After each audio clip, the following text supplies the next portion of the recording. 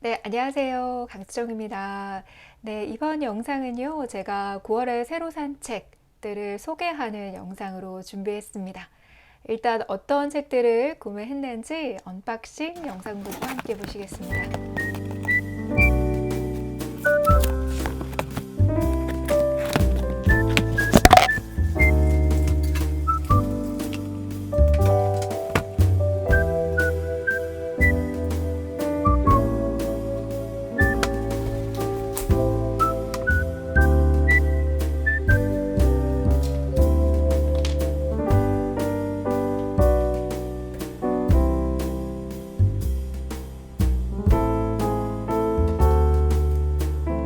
네, 이렇게 택배로 주문한 책 4권과 제가 최근에 한 권 따로 구매한 책 한 권까지 총 5권의 책을 소개해 드리도록 하겠습니다. 네, 제가 첫 번째로 소개해 드릴 책은 짠. 네, 바로 이 책입니다. 히라노 게이치로의 달이라고 하는 소설책인데요. 제가 얼마 전에 책장을 좀 정리를 하면서 살펴보다가 마틴의 끝에서라는 책을 좀 들춰봤어요. 정말 책을 그냥 표지만 보는데도 기분이 너무 좋아지기 시작하는 거예요. 워낙 좋아하는 작가의 좋아하는 작품이기도 하지만 제가 그 책을 읽었을 때의 느낌이라든지 소설 전반적인 분위기, 캐릭터, 장면들이 자연스럽게 연상이 되면서 정말 기분이 좋더라고요. 그래서 내가 히라루 게이츠를 좀 잊고 있었구나 라는 생각을 하면서 네, 히라루 게이츠의 작품을 하나 읽어야겠다라고 생각을 하면서 이제 이 책을 주문하게 됐습니다. 워낙 그 똑똑한 해박한 지식을 가지고 있는 작가이기 때문에 매 작품마다 기대를 할 수밖에 없었던 것 같아요. 이번 작품은 좀 히라노 게이츠의 초창기 작품이라고 할 수 있는 첫 번째 소설이었던 일식에 이어서 출간된 두 번째 작품이기도 하고요. 그래서 좀 더 히라노 게이치로의 어떤 작품, 문학 세계의 어떤 근간을 좀 알 수 있는 작품이 되지 않을까라는 기대도 했었고, 작가가 가지고 있는 그 특유의 깊이 있는 문장력과 아름다움도 좀 같이 기대를 했던 작품이기도 한데요. 제가 이 책은 이미 다 읽었어요. 너무너무 재미있게 읽었고요. 잡고 나서 한 서너 시간 만에 다 읽었던 것 같습니다. 좀 어렵다. 뭐가 뭔지 잘 모르겠다. 근데 이상하게 되게 좋다라는 느낌을 받으면서 책을 읽었고요. 첫 문장부터 물결이 잔잔하게 흐르듯 유연하게 이어지는 히라노 게이치로의 그 아름답고 섬세한 묘사나 문장들이 되게 멋지다. 처음부터 이렇게 글을 잘 썼구나라는 생각도 하게 만들었던 작품이기도 합니다. 전반적으로 전체적으로 되게 신비로운 느낌이에요. 네, 기묘하고 몽환적인 느낌을 가지고 있는 책인데요. 그래서 그런지 아마 이렇게 뭐에 홀린 듯이 마지막까지 후딱 읽게 됐던 것 같기도 합니다. 이 책은 그 전체적인 배경에는요, 일본의 문화가 굉장히 꽃피었다가 멸망을 했던 나라라고 하는 일본의 어떤 정신에 있어서는 굉장히 그 아련한 슬픔으로 남아있는 나라라는 곳이 전체적인 이제 배경이 되어 있고요.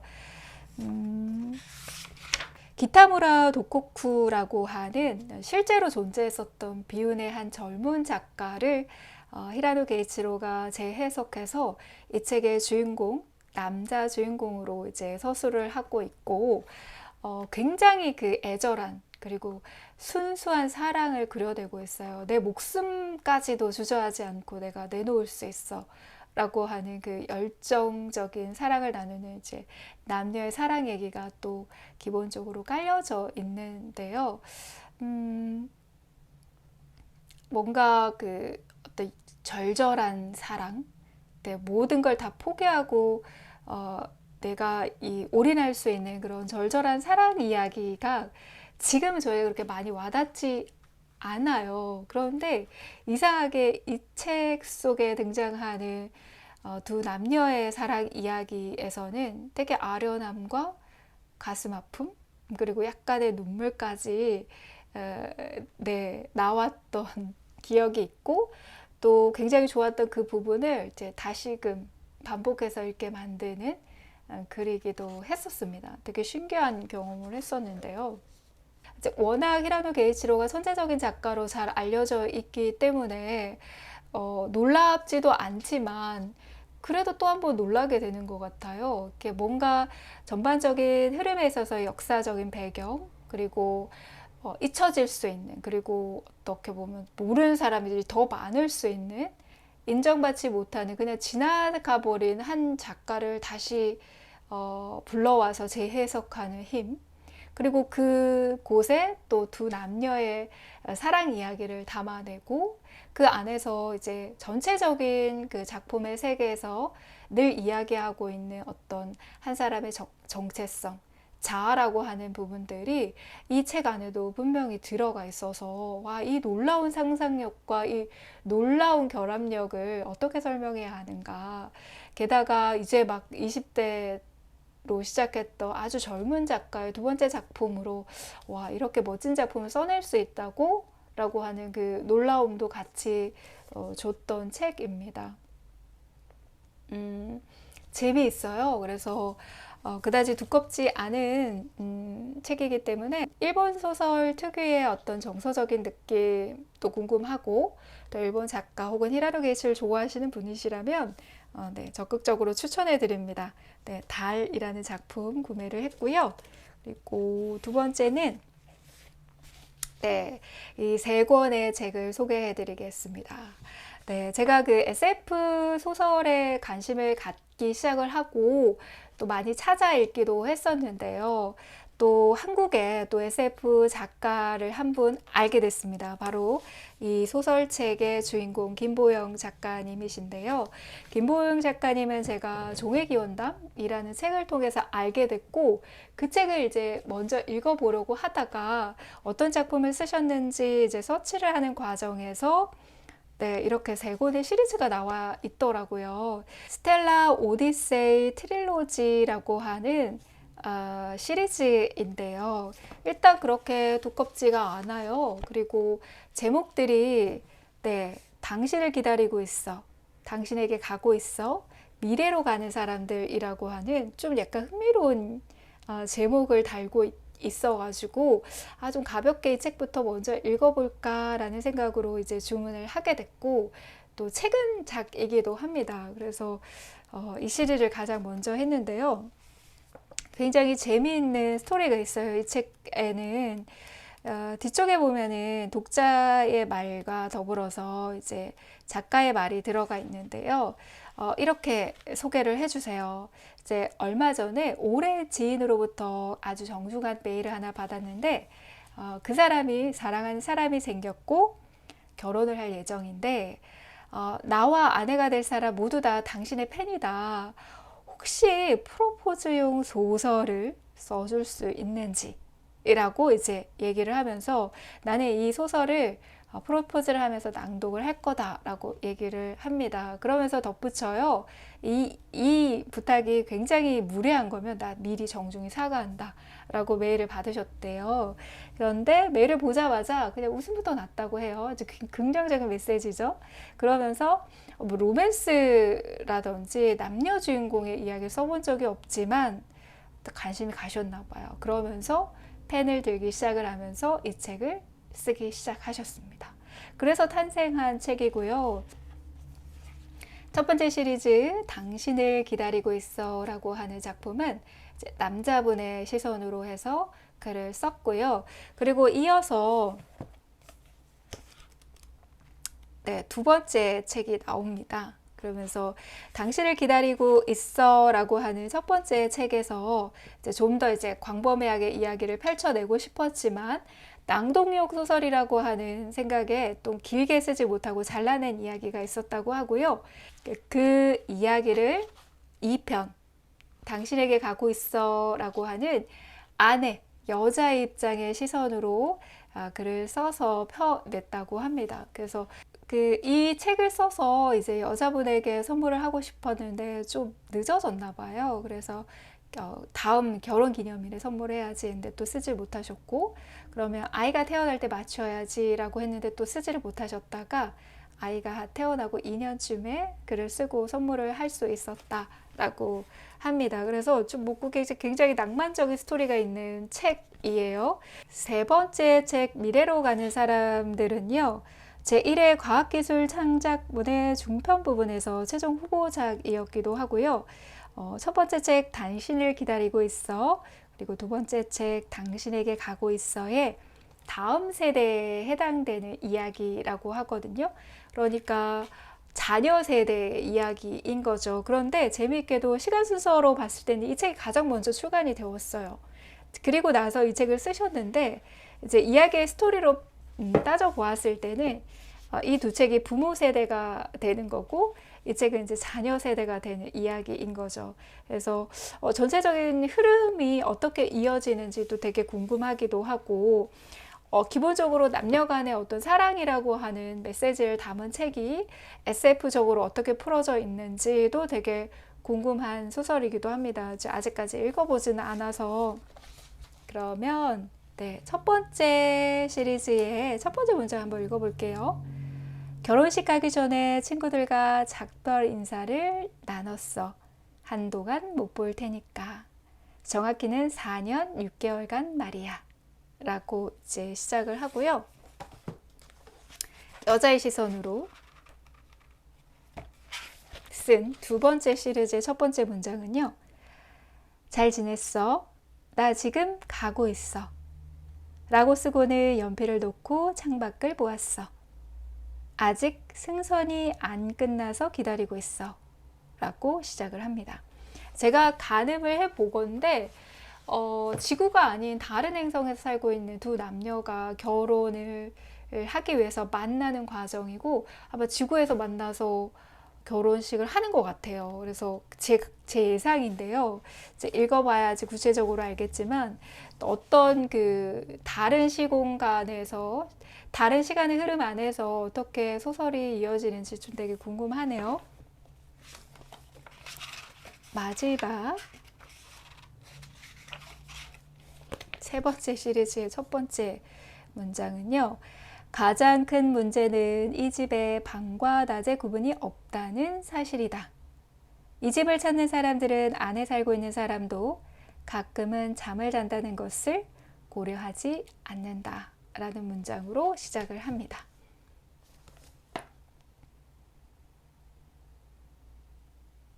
네.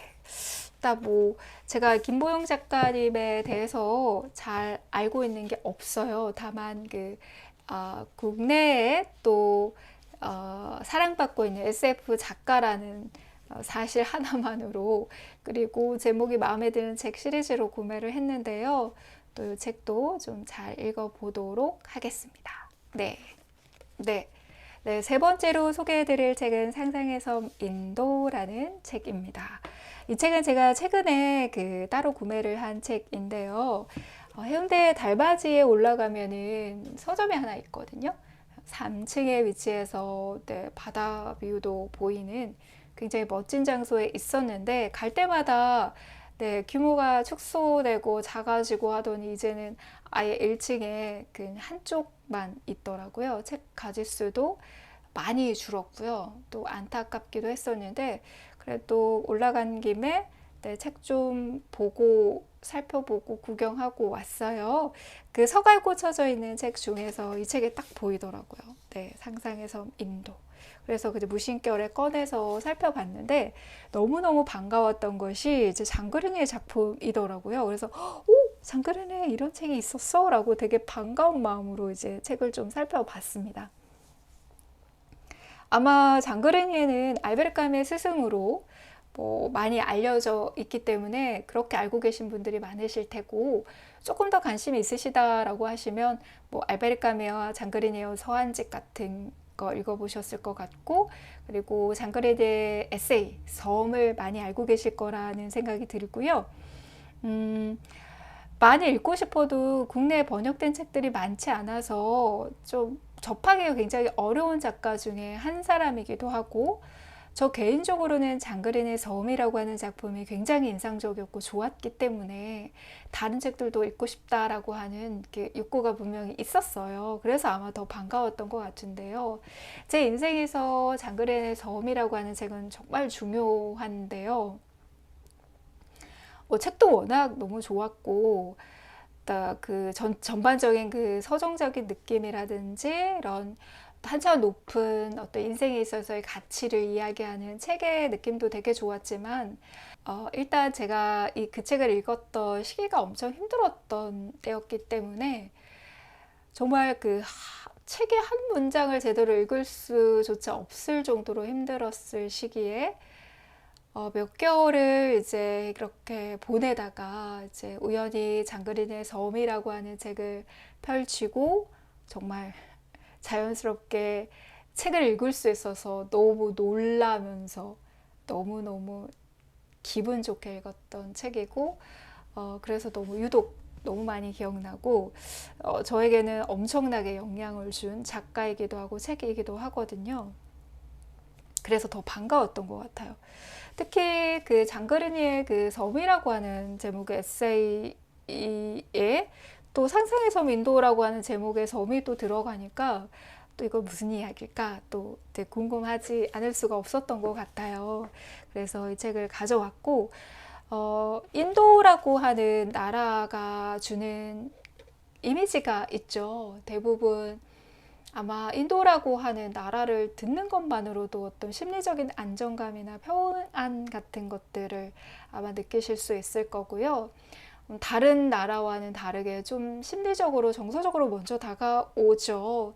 그래서 좀 심오한 삶에 대한 어떤 가치나 어떤 철학적인 이미지를 담고 있기도 하고, 다른 어떤 것보다 형이상학적인 느낌을 굉장히 많이 주는 나라이기도 하죠. 그래서 피상적으로 잘 알려져 있는 인도 이외에 인도를 잘 알고 싶다, 더 알고 싶다라고 하는 욕구가 있긴 하지만 잘 접하지 못하기도 했던 나라이기도 했고, 특히 또 섬이라고 하는 작품을 쓴 장그르니의 인도라고 하는 이 여러 가지 요소들이 저에게는 또 굉장한 호기심이 됐던 것 같아요.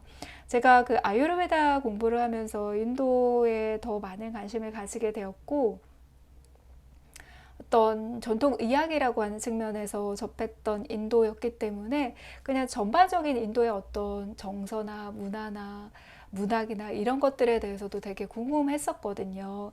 그런 찰나에 또 장그르니의 글로 인도에 대한 이야기를 만날 수 있어서 저는 정말 정말 기분이 좋습니다. 네.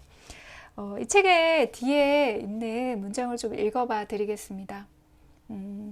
까르마 관념은 여전히 심오하다. 왜냐하면 결정론과 자유의 어떤 뜻밖의 결합을 내포하기 때문이다. 인간은 과거와 관련하여 결정된다. 행위의 효과가 행위자에게 미치기 때문이다. 하지만 똑같은 이유로 인간은 미래와 관련하여 자유롭다.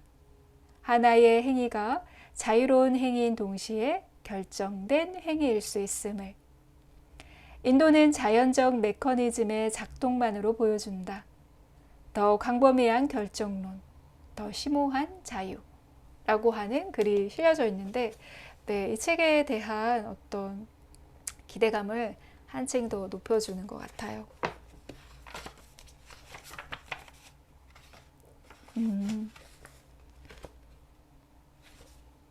상상의 인도라고 하는 큰 제목에 또 다양한 그 제목의 글들이 있고, 그 다음에 인도의 심성, 유럽의 심성이라고 하는 제목, 그리고 그 아래에 또 이야기들이 있고요. 그리고 서평에서 또 이야기들이 몇 개가 실려져 있습니다. 첫 번째 문장을 한번 읽어볼게요. 인도에 대하여로 시작을 하면서 이슬람 침략자들을 논외로 치면 라호르에서 발리까지 인도와 멜라네시아에 사는 사람들의 온화함은 유럽인을 놀라게 한다. 라고 하는 문장으로 시작이 됩니다. 좀 약간 밀도 있는 책을 좋아해서 장그린의 섬이라고 하는 그 에세이도 굉장히 어려워요. 어려운데 전체적인 분위기에서 느껴지는 그 서정적인 느낌이 굉장히 좋거든요. 그래서 끝까지 읽게 되고 어렵지만 뭔가 그 온화함, 뭐 따뜻함 이런 것을 느끼면서 읽었던 기억이 나는데요. 인도에 대한 장그리니의 이야기도 엄청 기대가 됩니다. 네, 이 책도 잘 읽어보도록 하겠습니다. 김보영 작가님의 책은 네, 들고 다니면서 편하게 읽으면 좋을 것 같고요. 장그리니의 책은 네, 시간 내어서 공부하듯이 꼼꼼하게 좀 읽어보도록 하겠습니다. 네, 9월에 산 책 언박싱 5권의 책 소개해드렸습니다. 네, 감사합니다.